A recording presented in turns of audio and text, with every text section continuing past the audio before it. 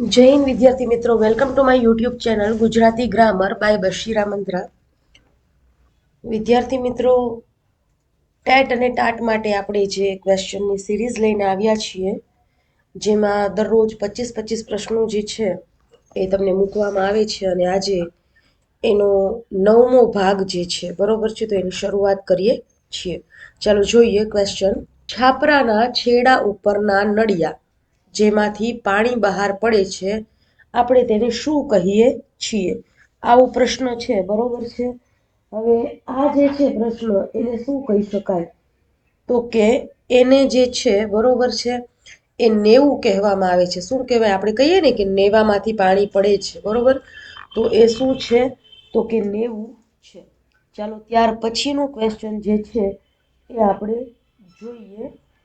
ધનુષ ટંકાર શબ્દ જે છે એની સંધિ જે છે જોડવાની છે, બરોબર, કે ધનુ ટંકાર જે છે એની સંધિ શું થાય? ધનુષ ટંકાર, ધનુ કટંકાર, ધનુષ ટંકાર અને ધનુ ટંકાર. તો સાચો જવાબ શું આવશે? તો કે ધનુષ ટંકાર. ચાલો નેક્સ્ટ ક્વેશ્ચન તરફ આગળ વધીએ. જે છે ભૂત કૃદંત એ ઓળખાવાનું છે. પડ્યો પડ્યો લખવાનું, લખીને અને વાંચવાનું, બરોબર. તમારો આમાં જવાબ જે છે શું આવશે? તો કે પડ્યો પડ્યો. બે પ્રકારના ભૂત કૃદંતો હોય છે. એક તો સાદો ભૂત કૃદંત અને બીજો જે છે એ પરોક્ષ ભૂત કૃદંત. સાદો ભૂત કૃદંત જે છે એમાં ય પ્રત્યય લાગેલો હોય છે, જ્યારે પરોક્ષ ભૂત કૃદંત છે એમાં એલ પ્રત્યય લગાડવામાં આવે છે. ચલો ત્યાર પછી નેક્સ્ટ ક્વેશ્ચન તરફ આગળ વધીએ. પરમેશ્વર શબ્દ જે છે એનો સમાસ ઓળખાવાનો છે, કે પરમેશ્વર શબ્દનો સમાસ શું થાય છે, બરોબર છે. તો ઈશ્વરને કેવો કીધો? તો કે પરમ. એટલે પેલો શબ્દ જે છે એ શું દર્શાવે છે? તો કે વિશેષતા દર્શાવે છે. બાકી કયો સમાસ છે? કર્મધારય સમાસ છે. ત્યાર પછી નેક્સ્ટ ક્વેશ્ચન તરફ આગળ વધીએ. નીચેનામાંથી કયો શબ્દ રવાનુકારી નથી, એટલે કે એમાં અવાજ નથી રહેલો? હવે જુઓ, છમછમ શબ્દ છે તો એમાં અવાજ રહેલો છે. પટપટ શબ્દ છે એમાં પણ અવાજ રહેલો છે. ખળખળ શબ્દ જે છે એમાં પણ અવાજ રહેલો છે. પણ ઠેર ઠેર શબ્દ જે છે એમાં કોઈ પણ પ્રકારનો અવાજ રહેલો નથી, એટલે કે રવ રહેલો નથી. માટે એ કેવો છે? તો કે ફક્ત દ્વિરુક્ત છે, રવાનુકારી નથી. ચલો ત્યાર પછી નેક્સ્ટ ક્વેશ્ચન તરફ આગળ વધીએ. ભણોના પાપીને દ્વિગુણ વધશે પાપ જગના. છંદ જે છે એ ઓળખાવાનો છે. તો આ છંદ જે છે એ કયો છે? તો કે શિખરીણી છે. ત્યાર પછી નેક્સ્ટ ક્વેશ્ચન તરફ આગળ વધીએ. 12મો ચંદ્રમાં હોવો, આ રૂઢિપ્રયોગનો અર્થ શું થાય? મિત્રતા હોવી, બારસ હોવી, અજવાળું થવું અને દુશ્મનાવટ થવી. તો સાચો જવાબ શું છે? તો કે દુશ્મનાવટ થવી. ત્યાર પછી નેક્સ્ટ ક્વેશ્ચન તરફ આગળ વધીએ. શોણિત શબ્દનો સાચો અર્થ જે છે એ તમારે જણાવવાનો છે. અલગ અલગ 4 ઓપ્શન આપેલા છે: પુષ્ટિ, શૌર્ય, શુભ્ર અને રક્ત. તો સાચો જવાબ જે છે આપણો શું આવશે? તો કે રક્ત. નેક્સ્ટ ક્વેશ્ચન તરફ આગળ વધીએ. આરામ ખુરશી શબ્દમાં કયો સમાસ છે? ઉપપદ, મધ્યમપદ લોપી, દ્વિગુ અને દ્વંદ્વ. હવે આરામ ખુરશી એ શબ્દ જે છે, જેનો આપણે વિગ્રહ કરીએ છીએ, ત્યારે આરામ કરવા માટેની ખુરશી, એટલે વચમાં પદોનો શું થયો છે? અહીંયા લોપ થયો છે. પણ વિગ્રહ કરીએ ત્યારે આપણે એ પદોને શું કરીએ છીએ? ઉમેરીએ છીએ. માટે સાચો જવાબ શું છે? તો કે મધ્યમ પદ લોપી છે.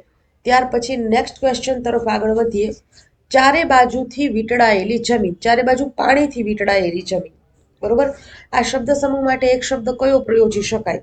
તો કે જે જમીન છે એની ચારે બાજુ પાણી હોય એને શું કહેવામાં આવે છે? તો કે બેટ કહેવામાં આવે છે. ચલો ત્યાર પછી નેક્સ્ટ ક્વેશ્ચન જે છે એની તરફ આગળ વધીએ. બકારી શબ્દનો સાચો અર્થ જે છે જણાવવાનો છે. ઉલટીનો ઓબકો, બકરી, બગાસું આવવું અને ડર લાગવું. તો ઉલટીનો ઓબકો જે છે એને શું કહી શકાય છે? બકારી એવું કહી શકાય છે.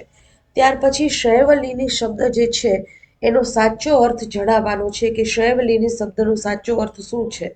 તો શૈવલીની શબ્દ જે છે એનો સાચો અર્થ નદી એવો થાય છે. ચલો ત્યાર પછી નેક્સ્ટ ક્વેશ્ચન તરફ આગળ વધીએ છીએ. ઠપકો સંજ્ઞાનો સાચો પ્રકાર જણાવવાનો છે. ઠપકો જે છે, બરોબર છે, એ ભાવવાચક છે, જાતિવાચક છે, સમૂહવાચક છે કે દ્રવ્યવાચક છે? તો ઠપકો જે છે એ શું છે? તો કે ભાવવાચક સંજ્ઞા છે. જેને આપણે જોઈ શકતા નથી, જેનો આપણે સ્પર્શ પણ કરી શકતા નથી, ફક્ત ને ફક્ત તેને અનુભવી શકાય છે.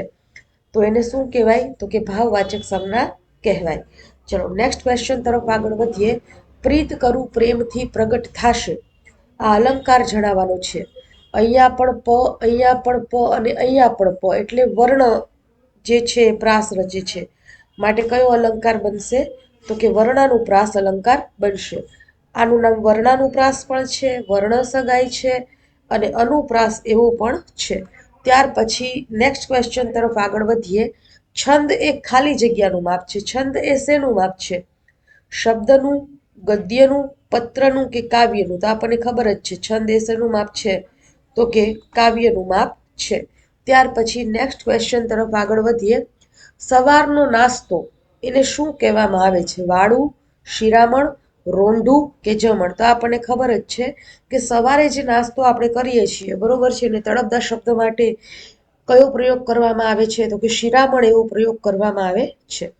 ત્યાર પછી નેક્સ્ટ ક્વેશ્ચન તરફ આગળ વધીએ. નિનાદર શબ્દનો સમાનાર્થી અર્થ જે છે એ અહીંયા જણાવવાનો છે. નિષ્પદ, ધ્વનિ, સુર કે નિરાત? તો નિનાદર શબ્દ જે છે, બરોબર છે, એનો સાચો સમાનાર્થી અર્થ શું થાય છે? તો કે ધ્વનિ એવો થાય છે. ત્યાર પછી નેક્સ્ટ ક્વેશ્ચન તરફ આગળ વધીએ. 3 કલાકના સમયગાળાને શું કહેવાય છે?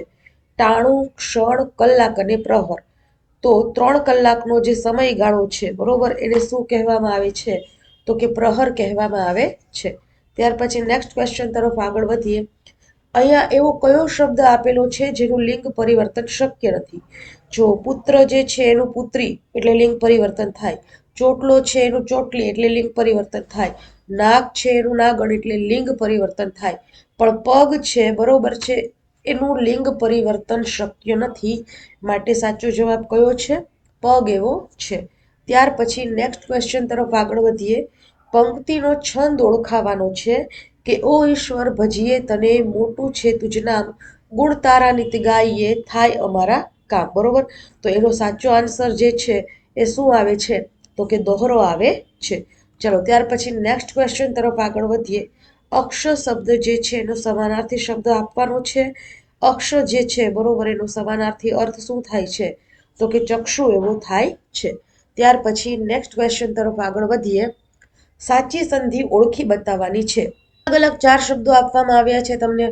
દૂર વત્તા કર એટલે દુષ્કર, કાલ વત્તા ઈશ્વર એટલે કાલ ઈશ્વર, વ્યોમ વત્તા ઈશ એટલે વ્યોમેશ અને કવિ વત્તા ઇન્દ્ર એટલે કવિન્દ્ર. બરોબર છે.